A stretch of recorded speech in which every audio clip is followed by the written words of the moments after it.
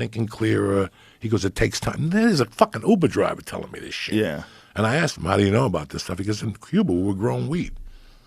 Really? But it was outdoor weed. You couldn't get, wasn't that strong, and sometimes they bring it from Jamaica. That's what he was saying. We were getting Cuba weed from Jamaica because, I mean, the soil is done in Cuba. Really? Well, they're complaining about cigars. These cigars aren't tasting the same. They said really? that the fucking soil has just been abused. There's no nourishment. Right. This guy was telling me today it costs more for a pack of chicken in Cuba than what it does in the United States. A gallon of gas costs more in Cuba than what it does right here now, here in Austin. Well, it makes sense. I mean, it makes sense. You have to have infrastructure. You have to have capitalism. You have to have people competing. That whole communism thing doesn't work. And the thing is, like, the thing that the people that love communism point to, they're like, yeah, but we put an embargo on Cuba. Like, what if we didn't do that? Like, what? Yeah. It's still a dictatorship. Like it still is. You get told what you're doing with your life. You don't want that. Nobody wants that. You might think that that is better because there's no rich people. If that's what you're thinking, you're missing everything, because that means everybody's poor. You don't want everybody to be poor. You want everybody to have a chance to be well off. That's what you have here. Now, some people, they get a bad roll of the dice, they get a bad hand of cards, they get a bad situation in life, they get a bad place that they live, and they're fucked. This is true, and it's not fair. It's not fair in terms of equal opportunity. It's not. But in terms of opportunity, there's no place better than right here, and there's no place better with actual capitalism. You can do great things. You can do great things not just for you, but for other people. You can do great things if people give you the freedom to do great things. But if you live in a socialist country, you don't have any of that. You don't get to decide what you do. The state gets to decide. And how do they enforce that? There's only one way. Force. Military. There's only one way to get people to follow the rules of communism and socialism, and it's always a dictatorship. It's always one group has all the money and all the power, and they tell you what the fuck you're going to do. And if you don't do it, they kill you or they lock you up in jail. And they threaten people, and they scare people, and they make people disappear so everybody stays in line. And that is what people always do whenever you get a communist country. If you ask any of these wacky kids in colleges, give me an example of socialism that works. They'll give you like socialist programs, or countries like some Norwegian countries that have a lot of socialist programs that are really good countries. They have really good healthcare, really good education. You pay a lot in taxes, but it goes a long way.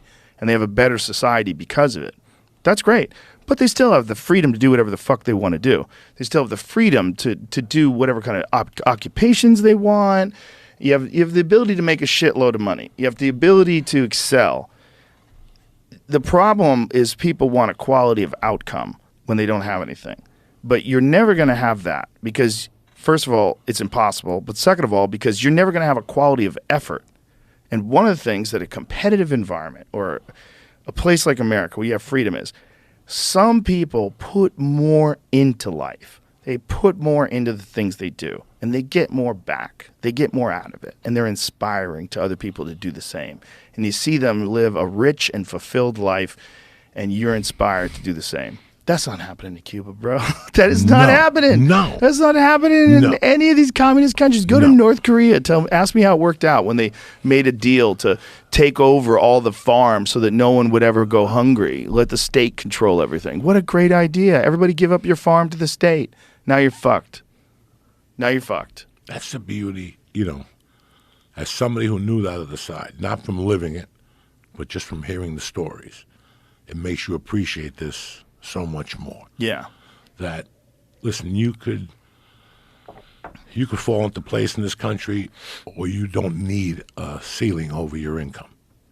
This is the greatest thing about this country. It's like when I first got out there, I always worked on commission, Joe. I don't want your hourly wage. Shove that up your fucking ass. I'm going to come here and prove myself. You want me to sell cars? I'll sell cars. Want me to sell doors or signs? I'll sell them, but I'm doing it on commission. I want the most that I could get for that fucking thing. Right. Most people don't. I did that at 19. I knew.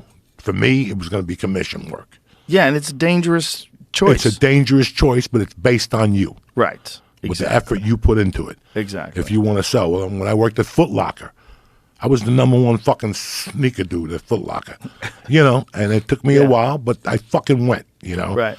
And then when I started selling cars, again, I went for it because I loved it. I learned about salesmanship. I learned about human nature. Yeah. I learned that you have to mail letters to people. Those are the guys. I know they're not going to buy a car, but if you send 100 letters, 3 people have to buy a fucking car.